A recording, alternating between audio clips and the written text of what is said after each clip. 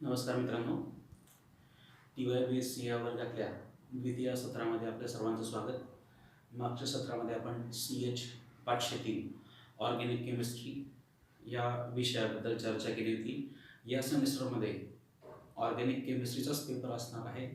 त्याचा कोड आहे CH 603 आणि या पेपरचं नाव आहे spectroscopic methods of structure determination. मित्रांनो, ह्या सेमिस्टरमध्ये आपण वेगवेगळे स्पेक्ट्रोस्कोपिक मेथड्स बघणार आहोत. त्या स्पेक्ट्रोस्कोपिक मेथड्सचा उपयोग करून आपण काय शोधून काढणार आहोत? स्ट्रक्चर. मग स्ट्रक्चर एवढं का महत्त्वाचं असतं त्याच्याबद्दल थोडी चर्चा करूयात. मित्रांनो, लॅबमध्ये समजा आपण रिॲक्शन्स लावल्या, रिॲक्शन्स प्रिपेअर करून रिॲक्शन परफॉर्म करून आपण एक नवीन कंपाऊंड तयार केला. त्या कंपाऊंडचं स्ट्रक्चर आपल्याला माहिती असेल मित्रांनो, तर त्या स्ट्रक्चरवरून त्याची ॲक्टिव्हिटी समजते, त्याच्या ॲक्टिव्हिटी त्याची युटिलिटी समजते. म्हणून त्या कंपाऊंडचं स्ट्रक्चर शोधणं सगळ्यात महत्त्वाचं असतं. केमिस्ट्रीमध्ये दर दिवसाला नवीन नवीन त्या ठिकाणी मॉलिक्यूल सिंथेसाइज होत आहेत किंवा निसर्गाच्यामध्ये जे नॅचरल प्रोडक्ट्स अस्तित्वात आहेत ते एक्सट्रॅक्ट केले जातात नॅचरल सोर्सेसमधून. त्याचंसुद्धा स्ट्रक्चर आपल्याला माहिती झालं की त्या स्ट्रक्चरच्या आधारावर आपण त्याची युटिलिटी आणि त्याची ॲक्टिव्हिटी ही शोधून काढू शकतो. मग मित्रांनो, स्ट्रक्चर शोधणं कोणत्याही कंपाऊंडचं, ऑर्गॅनिक कंपाऊंडचं शोधणं हे सगळ्यात महत्त्वाचं आहे. मग आपण एखाद्या कंपाऊंड आपल्याला समजा आपण लॅबमध्ये प्रिपेअर केला, त्या कंपाऊंड प्रिपेअर केल्यानंतर आपण क्लासिकल मेथडच्या मदतीने त्याचं स्ट्रक्चर शोधण्याचा प्रयत्न करायचा. आता क्लासिकल मेथड कशी होती मित्रांनो? समजा आपण कंपाऊंड घेतला, सगळ्यात पहिले आपण त्याची सोल्युबिलिटी चेक करतो, बरोबर? सोल्युबिलिटी म्हणजे आपण काय करतो? कंपाऊंड घेणार, पाण्यामध्ये टाकणार, व्यवस्थित चेक करून बघणार वॉटर सोल्युबल आहे की इनसोल्युबल आहे. ते आपल्याला त्याच्यावरून समजा तो कंपाऊंड पाण्यामध्ये सोल्युबल झाला तर कंपाऊंड वॉटर सोल्युबल, नाही झालं तर वॉटर इनसोल्युबल. सोल्युबिलिटी आपल्याला समजल्यानंतर त्या कंपाऊंडचा आपण काय शोधत असतो? टाईप शोधत असतो. ऑर्गॅनिक कंपाऊंडचे मेनली 4 टाईप्स आहेत: ॲसिड, बेस, फिनॉल आणि न्यूट्रल. वॉटर सोल्युबल कंपाऊंडसाठी आपण लिटमसच्या मदतीने टाईप डिटर्मिनेशन करत असतो आणि वॉटर इनसोल्युबल कंपाऊंड असेल तर आपले जे वेगवेगळे जे रिएजंट्स आहेत, NaCO3 असेल, 10% NaOH असेल, 1:1HCl असेल, या सर्वांच्या मदतीने दिलेल्या कंपाऊंडचा आपण टाईप शोधून काढत असतो. एकदा सोल्युबिलिटी लक्षात आली, टाईप लक्षात आला की त्यानंतर आपण त्याच्या प्रिलिमिनरी टेस्टकडे वळतो. प्रिलिमिनरी टेस्टमध्ये आपण त्याची प्राथमिक माहिती म्हणजे त्याचं नेचर कसं आहे, त्याचा कलर कसा आहे, त्यानंतर तो कंपाऊंड ॲरोमॅटिक आहे की ॲलिफेटिक आहे, सॅच्युरेटेड आहे की अनसॅच्युरेटेड आहे, या सर्व टेस्ट आपण कुठल्या सेगमेंटमध्ये करत असतो? तर प्रिलिमिनरी टेस्टमध्ये, बरोबर? सोल्युबिलिटी झाली, टाईप समजला, प्रिलिमिनरी टेस्टमध्ये कंपाऊंड ॲरोमॅटिक, ॲलिफेटिक, सॅच्युरेटेड की अनसॅच्युरेटेड हे समजलं की त्यानंतर पुढे आपण वळतो फंक्शनल ग्रुप टेस्टकडे. आपल्याला टाईप माहिती असल्यानंतर आपण त्या टाईपचाच फंक्शन ग्रुप तो आहे की नाही, समजा ॲसिड असेल तर COOH ग्रुप प्रेझेंट आहे का हे चेक करण्यासाठी, ते कन्फर्म करण्यासाठी ज्या टेस्ट करतो त्या टेस्टला आपण काय म्हणत असतो? फंक्शनल ग्रुप म्हणतो. ठीक आहे मित्रांनो, टाईप समजला आहे, त्याच्यानंतर त्याच्यातला फंक्शनल ग्रुप समजला आहे. मग आता त्याच्यामध्ये कोणकोणते एलिमेंट्स आहेत? ऑर्गॅनिक कंपाऊंड म्हटला की त्याच्यामध्ये कार्बन आहे, हायड्रोजन आहे, ऑक्सिजन आहे. याच्या स्वरूपातच, याच्यासोबतच अजून त्याच्यामध्ये नायट्रोजन असू शकतो, त्याच्यानंतर सल्फर असू शकतो किंवा हॅलोजन्स असू शकतो. मग आता ह्याच्यापैकी कोणता एलिमेंट प्रेझेंट आहे हे शोधणं, त्या टेस्टला आपण म्हणतो डिटेक्शन ऑफ एलिमेंट किंवा लायसायजिन्स टेस्ट. ठीक आहे, डिटेक्शन ऑफ एलिमेंट्स. मित्रांनो, ह्या ज्या सगळ्यापर्यंत आपण 1 पासून 5 पर्यंत ज्या टेस्ट केल्या आहेत त्या क्वालिटेटिव्ह ॲनालिसिसमध्ये मोडत आहेत. आपल्याला एलिमेंट कोणकोणते आहे ते समजले, पण ते एलिमेंट किती प्रमाणात आहे त्याची क्वांटिटी किती आहे ते शोधून काढण्यासाठी आपण पुढे काय करत असतो आपण क्वांटिटेटिव्ह अनालिसिस. मग या क्वांटिटेटिव्ह अनालिसिसच्या माध्यमातून त्याच्यामध्ये कोणता एलिमेंट किती प्रमाणात प्रेझेंट आहे ते आपल्याला समजतं. मग या सगळ्या माहितीनुसार आपण त्याचा आपण काय करत असतो एक एम्पिरिकल फॉर्म्युला तयार करत असतो आणि त्या फॉर्म्युल्याच्या मदतीने आपण त्याचं स्ट्रक्चर प्रपोज करत असतो. ठीक आहे, ही झाली मित्रांनो क्लासिकल मेथड. आता या क्लासिकल मेथड्सचे काही ड्रॉबॅक्स आहे. सगळ्यात पहिला ड्रॉबॅक आहे sample quantity requires in a large scale. Sample आपल्याला जास्त प्रमाणात लागतं. त्याच्यानंतर दुसरा आहे ड्रॉबॅक त्याचा, या सगळ्या ज्या मेथड्स आहेत त्या टाईम कन्झ्युमिंग आहे. या सर्व टेस्ट परफॉर्म करण्यासाठी आपल्याला जास्त वेळ लागतो. तिसरा आणि एकदम महत्त्वाचा दोष या पद्धतीमध्ये आहे, याच्यापासून जे रिझल्ट्स मिळतात ते एक्झॅक्ट नसतात. So the classical methods has these severe drawbacks. First drawback is the quantity of sample which is required for this qualitative or quantitative analysis is more. Second drawback is that these methods requires more time. These are time consuming methods. And last, the data or the results which we are obtained from these classical methods, you cannot 100% sure about their results. So results obtained may not be exact.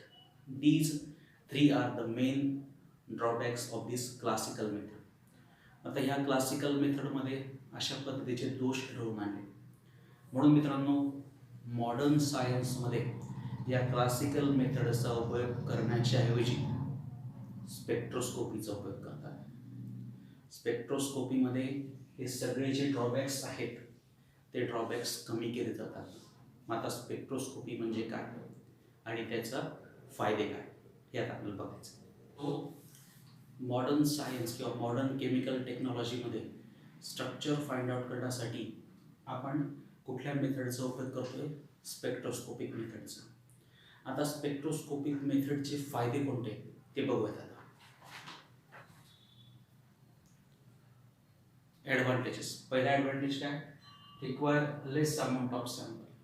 Classical मेथडमध्ये analysis करताना सॅम्पलची quantity जास्त लागायची, पण spectroscopy मेथडमध्ये आपण milligram एवढा sample जरी आपल्याला घेतला तरी आपल्याला तो त्या ठिकाणी उपयोगात आणता येऊ शकतो. सो पहिला फायदा काय? Requires less amount of sample. आणि ही फिजिकल मेथड असल्यामुळे इतर लागणारे जे केमिकल्स आहेत ते आपल्याला लागत नाही. म्हणजे केमिकलचा अपव्यय होत नाही, सॅम्पलचा अपव्यय होत नाही. पहिला फायदा झाला. दुसरा फायदा रिझल्ट्स आर क्विक. ज्या क्लासिकल मेथड्स होत्या स्ट्रक्चर डिटरमाइन करण्याच्या त्या टाईम कन्झ्युमिंग होता, पण इथं आपल्याला रिझल्ट्स अतिशय त्वरित मिळत असतात. हा दुसरा फायदा झाला. तिसरा फायदा काय? Gives detailed information about a structure. या स्पेक्ट्रोस्कोपिक मेथडचा उपयोग करून अननोन कंपाऊंडच्या स्ट्रक्चरविषयी डिटेल इन्फॉर्मेशन मिळू शकते. तर क्लासिकल मेथडमध्ये आपण काय सांगितलं? Results obtains may not be exact, पण या स्पेक्ट्रोस्कोपिक मेथडमध्ये आपल्याला स्ट्रक्चरबद्दल अतिशय चांगल्या पद्धतीची इन्फॉर्मेशन मिळू शकते. So these three are the advantages of spectroscopic method. मग ॲडव्हान्टेजेस समजले, पण स्पेक्ट्रोस्कोपी म्हणजे नक्की काय? काय डेफिनेशन स्पेक्ट्रोस्कोपीची ते आपण बघूया. डेफिनेशन. स्पेक्ट्रोस्कोपीची डेफिनेशन काय बघा.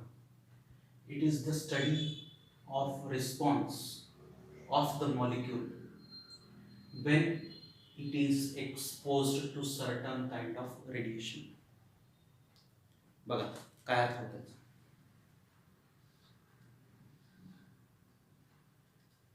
हा कंटेनर आहे, या कंटेनरमध्ये आपण आपला अननोन कंपाऊंड घेतला आणि तो एका सॉल्व्हंटमध्ये डिसॉल्व्ह केला.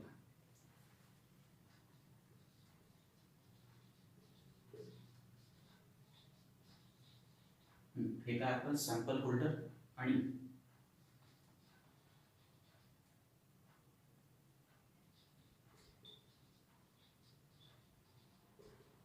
याच्यामध्ये काय आपला अननोन कंपाऊंड आपण सॉल्व्हंटमध्ये डिझॉल्व्ह केला आहे, आपण त्याचं सोल्युशन तयार केलं आहे. ठीक आहे.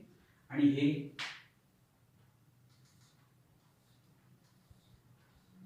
याच्यावर आपण काय इन्सिडेंट केलंय, रेडिएशन इन्सिडेंट केलंय. आता हे रेडिएशन या सॅम्पल होल्डरच्या माध्यमातून कोण ॲब्सॉर्ब करेल, आपला कंपाऊंड ॲब्सॉर्ब करेल. त्याने जे रेडिएशन ॲब्सॉर्ब केलं आहे, किती प्रमाणात केलं आहे, त्याचा जो रिस्पॉन्स आहे तो रिस्पॉन्स तो ग्राफच्या माध्यमातून देत असतो. त्या ग्राफचा आपण व्यवस्थित अभ्यास करायचा आणि त्या ग्राफचा अभ्यास करून आपण त्याचं स्ट्रक्चर डिटरमाइन करू शकतो. So it is the study of response of the molecule when it is expose to certain kind of radiation. या सॅम्पलला आपण एका रेडिएशनवर त्याच्यावर रेडिएशन पेनिट्रेट करणार, ते रेडिएशन त्या सॅम्पलचे मॉलिक्यूल ॲब्सॉर्ब करतील. ॲब्सॉर्ब केल्यानंतर त्याच्यात चेंजेस घडून येतील.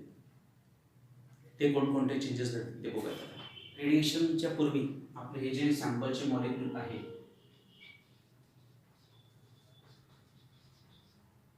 ते कोणत्या स्टेटला होते, ग्राउंड स्टेटला होते.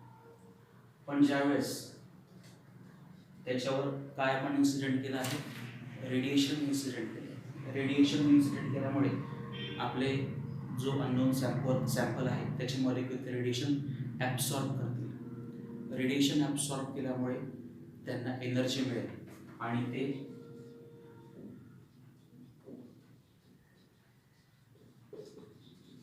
ते कुठे शिफ्ट होतील, एक्साइटेड स्टेटला शिफ्ट होतील.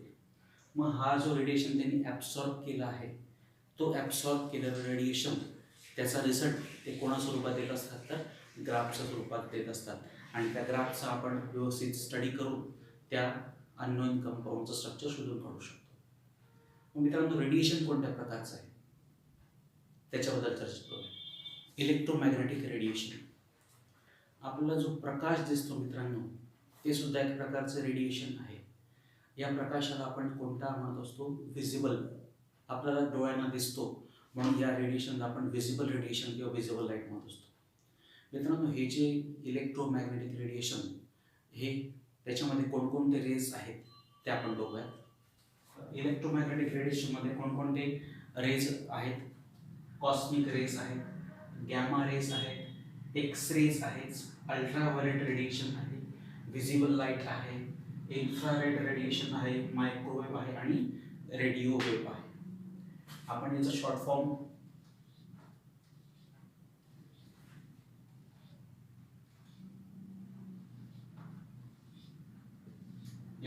काय करू शकतो, CGX UV IMR.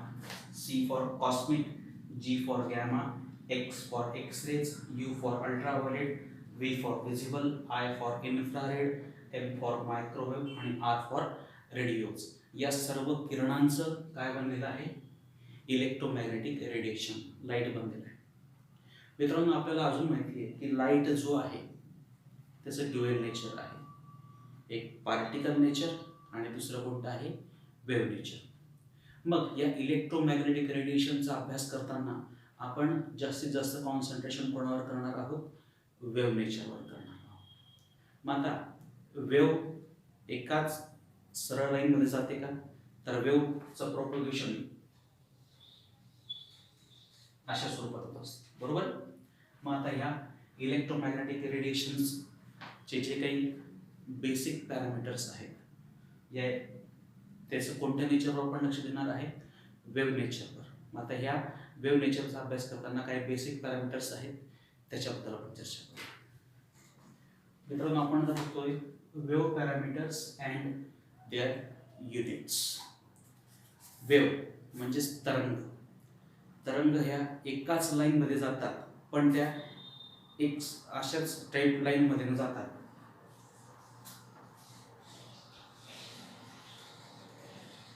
अशा पद्धतीने ते त्यांचं अपवर्ड आणि डाऊनवर्ड प्रोपॅगेशन होत असतं, डाउनवर्ड मुवमेंट होत असतं, बरोबर आहे. आता या वेव्ह पॅरामीटर्समध्ये पहिला पॅरामीटर जो आहे तो वेव्हलेंथ आहे. वेव्हलेंथ म्हणजे काय ते आपण बघूया. पहिलं वेव्ह पॅरामीटर आपण बघतोय वेव्हलेंथ. आत्ताच आपण म्हटलं की वेव्हचं प्रोपगेशन कसं होत असतं,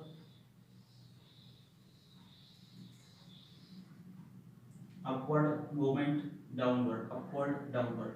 जे अपवर्ड प्रोपॅगेशन आहे, आता फॉर एक्झाम्पल हे अपवर्ड आहे, हे पण अपवर्ड आहे, याला आपण म्हणणार क्रेस्ट, याला आपण म्हणणार क्रेस्ट. आणि हे जे डाउनवर्ड प्रोपॅगेशन आहे, डाउनवर्ड मुवमेंट आहे,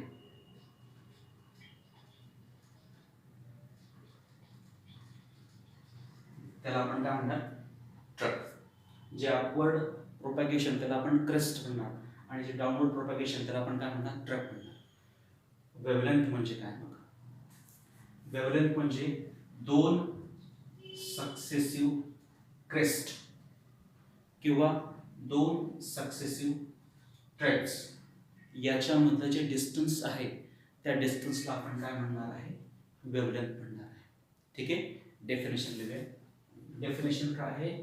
डिस्टन्स बिटवीन टू कन्सेक्युटिव्ह, दोन लगतच्या क्रेस्ट मधलं किंवा दोन लगतच्या ट्रक मधलं जे डिस्टन्स आहे त्या डिस्टन्सला आपण काय म्हणणार वेव्हलेंथ. अपवर्ड प्रोपॅगेशन त्याला आपण क्रेस्ट म्हणणार, डाउनवर्डला आपण काय म्हणणार ट्रक. आता हे दोन ट्रक मधले जे डिस्टन्स आहे त्याला आपण काय म्हणणार वेव्हलेंथ. मित्रांनो, वेव्हलेंथ आपण दाखवतो लॅम्बडा. सिम्बॉल काय आहे वेव्हलेंथचा? लॅम्बडा. या दोघांमध्ये जे डिस्टन्स आहे त्याला आपण काय म्हणणार, दोन कन्झर्वेटिव्ह क्रेस्ट मध्ये जे डिस्टन्स आहे त्याला आपण लॅम्बडा म्हणणार, किंवा दोन कन्झर्वेटिव्ह ट्रक मध्ये जे डिस्टन्स आहे त्याला आपण काय म्हणणार वेव्हलेंथ. ठीक आहे. आता या वेव्हलेंथचे युनिट्स कोणकोणते आहेत? वेव्हलेंथ आपण सेंटीमीटरमध्ये, मीटरमध्ये, मिलीमीटरमध्ये किंवा नॅनोमीटर असेल, एंगस्ट्रॉम याच्यामध्ये एक्सप्रेस करू शकतो. त्याचं इंटरकन्व्हर्जन कसं आहे ते बघूया. बघा, युनिट्स ऑफ वेव्हलेंथ. लॅम्बडा म्हणजेच wavelength is measured in units. त्याचे युनिट्स काय काय आहे? मिलीमीटर, मीटर असेल, मायक्रोमीटर, नॅनोमीटर, सेंटीमीटर किंवा एंगस्ट्रॉम. ओके. आता 1 एंगस्ट्रॉम इज इक्वल टू काय तर 10⁻⁻8 सेंटीमीटर, म्हणजेच काय तर 10⁻10 मीटर. ठीक आहे. हे झालं पहिलं wave parameter, that is wavelength. दुसरं वेव्ह पॅरामीटर आहे फ्रिक्वेन्सी. फ्रिक्वेन्सी म्हणजे काय त्याची डेफिनेशन आपण बघूया आता. Frequency denoted by the symbol new. Frequency symbol काय आहे? न्यू. आणि डेफिनेशन काय आहे? Number of waves passing through a certain point per second. Suppose हा एक पॉइंट आहे, या पॉइंटमध्ये प्रत्येक सेकंदाला किती वेव्स पास झालेले आहेत त्याची संख्या ते मोजणं म्हणजेच काय कॅल्क्युलेट करणं, फ्रिक्वेन्सी कॅल्क्युलेट करणं. काय सिम्बॉल आहे फ्रिक्वेन्सीचा? न्यू. डेफिनेशन काय? Number of waves passing through a certain point per second is called as frequency. एका सेकंदाला एका सर्टन पॉइंटमधून किती वेव्स पास झाल्यात त्याची संख्या मोजणं म्हणजेच काय कॅल्क्युलेट करणं, फ्रिक्वेन्सी. ठीक आहे. आता फ्रिक्वेन्सी कशा पद्धतीने कॅल्क्युलेट करतात त्याचे युनिट काय ते आपण बघूया. फ्रिक्वेन्सी कॅल्क्युलेट करण्याचा फॉर्म्युला आहे nu is equal to C upon lambda. C म्हणजे काय तर सी म्हणजे काय? Velocity of light divided bye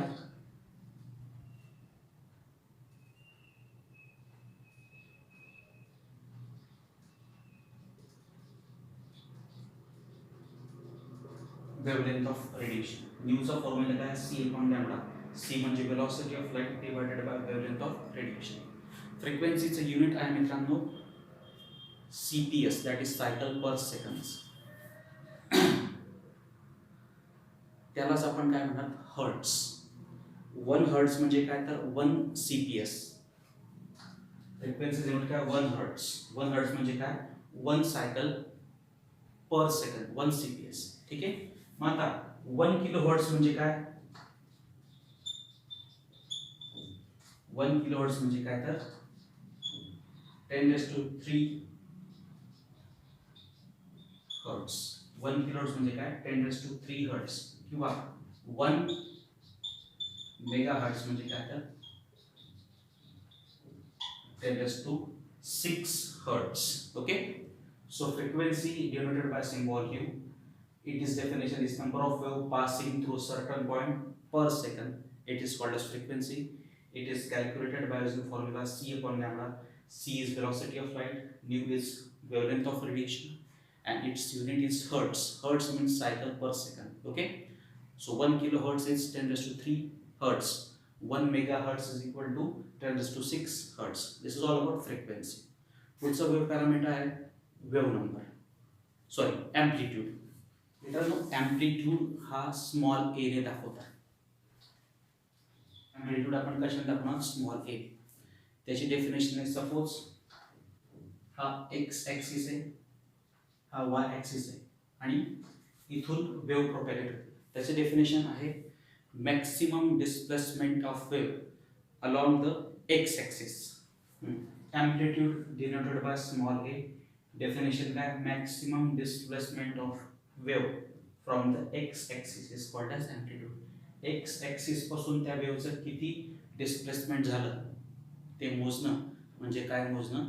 त्या वेव्हचं एम्प्लिट्यूड मोजणं. आतापर्यंत आपण वेव्ह नंबर, वेव्हलेंथ बघितला, फ्रिक्वेन्सी बघितली, एम्प्लिट्यूड बघितला. पुढचं आहे वेव्ह नंबर. पुढचं वेव्ह पॅरामीटर आहे वेव्ह नंबर.